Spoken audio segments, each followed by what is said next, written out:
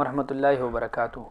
د فرض مونځ نه په بلند اواز سره په جمع باندې ذکر کول دا یو جایز بلکې مستحب عمل دی او حضور علیه السلام هم کړی دی، صحابه هم کړي دي، او کم چې صحیح عقیدې والا خلک دي نو هغوی هم نن سبا کوي په بلند اواز سره.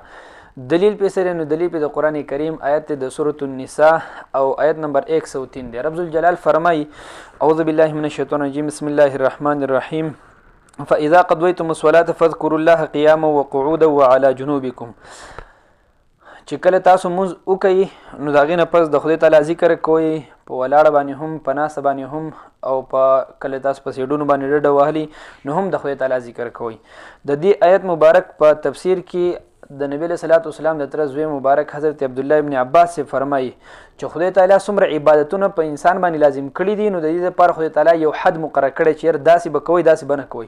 وی صرف ذکر د چې د دې لپاره خدای پاک څه حد نه مقرر کړی دا چې څوک هر څنګه کوي، که په زوره باندې کوي، په اوچت اواز سره وایي هم جایز دی، او کنه دا رو رو وایي نو هم جایز دی، او په حالت د سختۍ کې، په حالت د خوشحالۍ کې، په روانه باندې، په ملاسه باندې، په ناسه باندې، دا ټول چې دی نو د په دې تفسیر کې ذکر کړی دی، تفسیر تبری والا ذکر کړی دی د نبی علیه صلوات وسلام د تره زوی مبارک قول عبدالله ابن عباس چیرې دا یو جایز عمل دی. دغه رنګې د احادیث مبارکونه د زما سره په لاس کې دی صحیح البخاري شریف او اولنی نمبر جلد صفحه نمبر 116 په دې کې روایت موجود دی د حضرت عبدالله ابن عباس رضی الله عنه دي فرمي أن رفع الصوت بذكر حين ينصرف الناس من المكتوبة كان على عهد النبي صلى الله عليه وسلم. وقال ابن عباس كنت أعلم إذا انصرفوا بذلك إذا سمعته. وإذا نبي عليه السلام په زمانه کې با چې کله فرض مونځ وکړی شو نو خلکو به په زوره باندې ذکر کولو، او چې کله به جمع وکړی شوله او خلکو په زوره ذکر شروع کړو ما ته پته ولګېده چې یاره په جومات کې جمع وکړلی شوله ها. او دا روایت چې دی د غلام کوي چې دغه خپل نوم چې دی نو نافذ دی. او هم دغه رنګ د دې حدیث شریف په تشریح کې، په شرح کې دا حدیث شریف مسلم شریف هم ذکر کړی دی.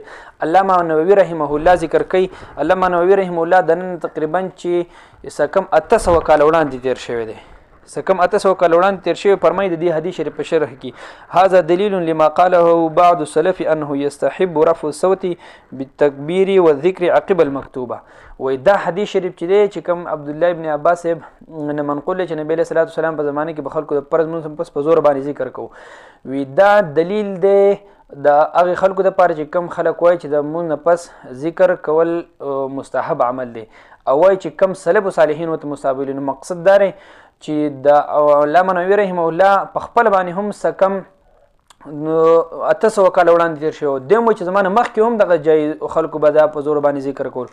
پته ولګي چې په زور باندې ذکر شروع کول دا اوس چې دی نو خلکو نه دي شروع کړي، بلکې دا مخکې نه هم شروع او خلکو د مونځ نه پس په جمع باندې ذکر چې دی نو دا کولو په بلند اواز سره. بعض روایتو کې راځي چې یاره په دې باندې علماو اتفاق کړی چې په زور باندې ذکر ناروا دی.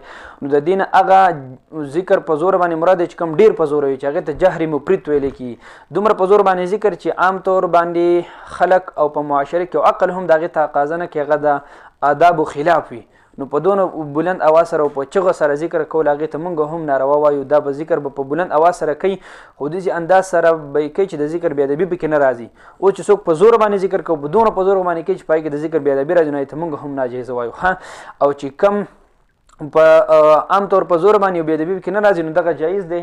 او دا زموږ د حنفي مذهب معتبره فتاوه ده، فتاوی شامی د دې 2 نمبر جلد دی. په دې کې دې ذکر کوي په صفحه نمبر 555 باندې، په 525 باندې فرمای اجمع العلماء سلفا وخلفا على استحباب ذکر الجماعة في المساجد وغيرها. وی ټول علماو چې دی نو په دې باندې اتفاق کړی دی، که مخکیني علما دي او که اوس رستني علما دي، وی ټولو په دې باندې اتفاق کړی دی چې په جمع باندې ذکر کول دا جایز عمل دی. که څوک په جماعتونو کې کوي، که څوک د جماعت نه بهر کوي، که په مونځ پسې کوي، که هر وخت کې کوي، نو دغه یو جایز عمل دی، ناروا عمل نه دی. لہذا کم خلک چې دې ته ناجایزه وایي، د ټول نه اول مونږ د قرآن کریم آیت مبارک پیش کړو چې الله تعالی فرمایي کله تاسو مونځ وکړئ نو د خدای تعالی ذکر کوئ. داسې آیت مبارک دی پیش کړي چې پای کې خدای تعالی فرمایلی چې کله تاسو مونځ وکړئ نو تاسو ذکر مه کوئ، مونږ به ورسره ومنو. حدیث شریف دی پیش کړي چې په حدیث شریف کې راځي چې نبی علیه السلام به کله مونځ وکړو نو د مونځ نه پس به ذکرونه نه کول، او نبی السلام فرمایي چې تاسو ذکر مه کوئ، مونږ به سره خبره ومنو. دغه رنګې چې دی نو مونږ ښه د معتبره فتاوا ذکر کړله چې یاره په دې کې ټولو علماو اتفاق کړی په دې باندې چې په زوره باندې ذکر کول او په جمع سره ذکر کول دا یو جایز عمل دی. کوم ته چې ناجایز ویلی شي د هغې نه هغه ناجایز په زوره باندې ذکر مراد دی چې کوم ډېر زیات په چغو باندې په بلند اواز سره او عقل هم د هغې تقاضا نه کوي او په هغې کې د ذکر بېادبي راځي نو هغه ناروا دی. رب ذوالجلال مونږ تاسو ټول ته د حق اتباع را نصیب کړي. اللهم صل علی محمد و آله و اطرته بعدد كل معلوم.